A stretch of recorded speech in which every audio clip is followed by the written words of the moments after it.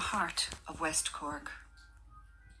The gable end of a medieval church is still standing on this site, and this ruin is surrounded by numerous graves and tombs from members of the Roman Catholic, Church of Ireland, and Methodist communities.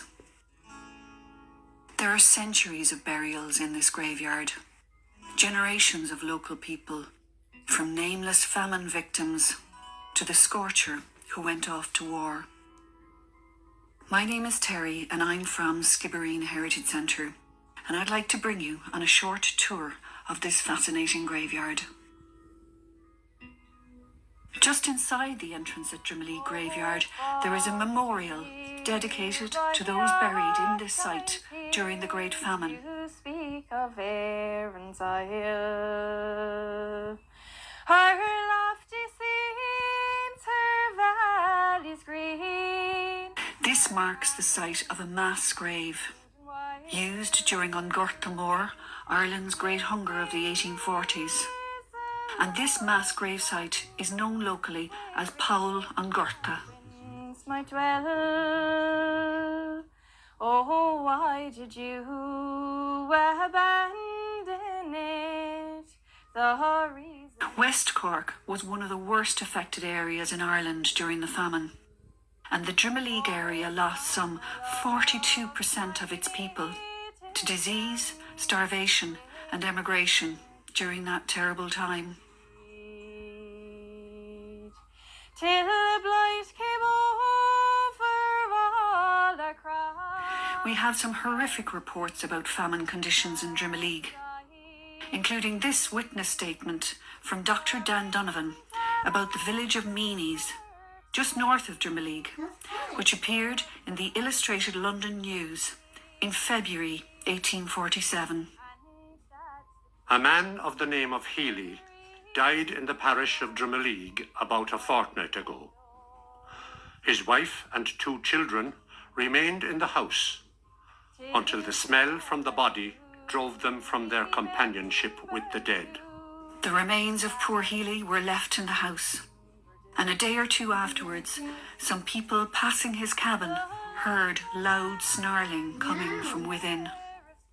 And, on entering, found the gnarled and mangled skeleton of Healy, contended for by a pack of hungry dogs and pigs that were completing their horrid banquet on his putrid remains. And that's enough. Nothing remains of the village of Meanies today, but we do have another famine story told by children from that village about a man called Ned Good, who was paid to bury the dead during the famine. God rest her soul. One day, Ned was followed by the Meanies children as he brought a body to the graveyard. The children saw the supposedly dead man raise his arm, and to their horror, Ned struck the arm with his spade and continued to bury the body. The children rushed to get help, and the buried man was saved.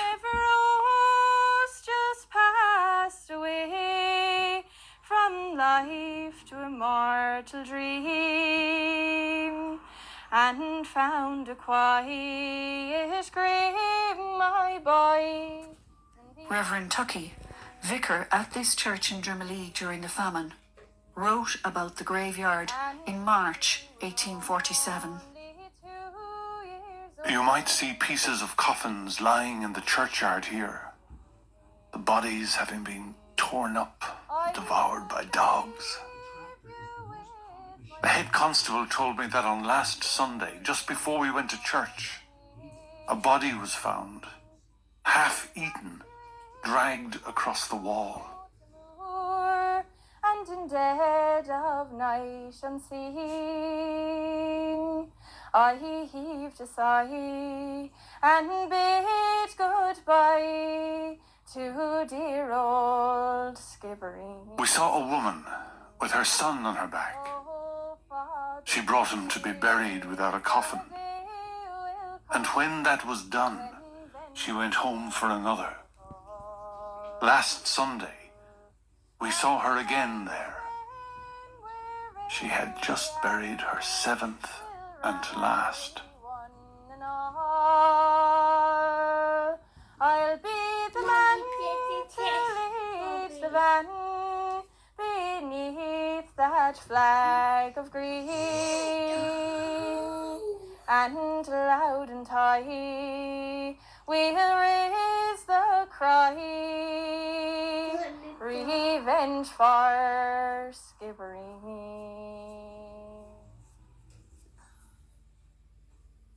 There are many more stories from this graveyard, including one about an unusual headstone located near the famine plot. A previous visit here, I met a family who had been searching for years for their family headstone, and on the day in question, they found it, and this is it. A wonderful headstone with a beautiful heart-shaped hole in it, and that's how they recognised it. Anne O'Donovan and her family had been visiting this graveyard for years, searching for the location of her grandparents' and brother's grave without success. Then her daughter happened to come across a story recorded in the school folklores collection about Anne's grandfather finding a beautiful heart-shaped stone while ploughing his field. The family had never heard of this story and were unaware that this very stone had been used to mark the grave of their ancestors. When visiting the graveyard on the 60th anniversary of Anne's brother's death, they stumbled upon this unusual stone and realised they'd finally found the grave.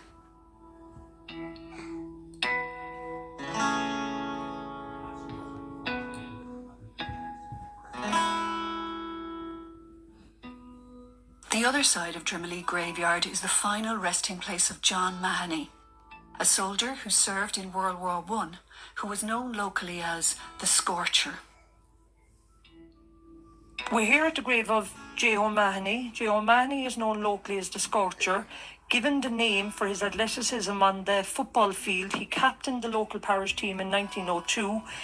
Today the club is called Clonagale, nicknamed the Scorchers.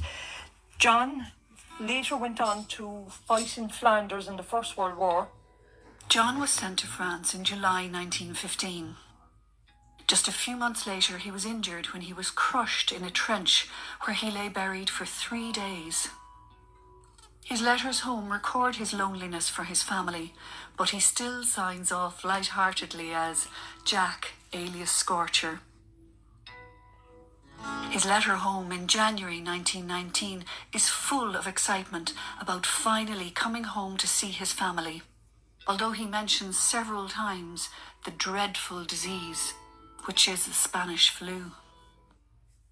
After returning to Ireland just a few months later, he himself succumbed to the flu and died in Skibbereen on the 9th of April 1919.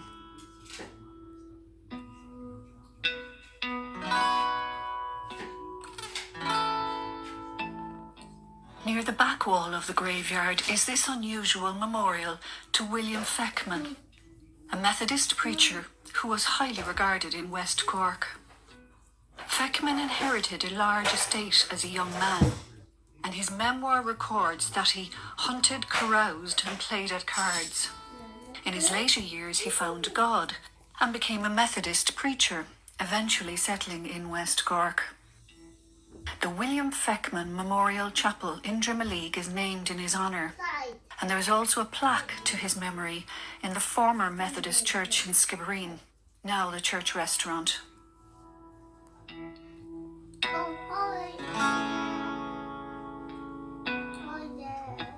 And now we'll finish with a short tour of some of the other memorials in this beautiful old Drimoleague graveyard.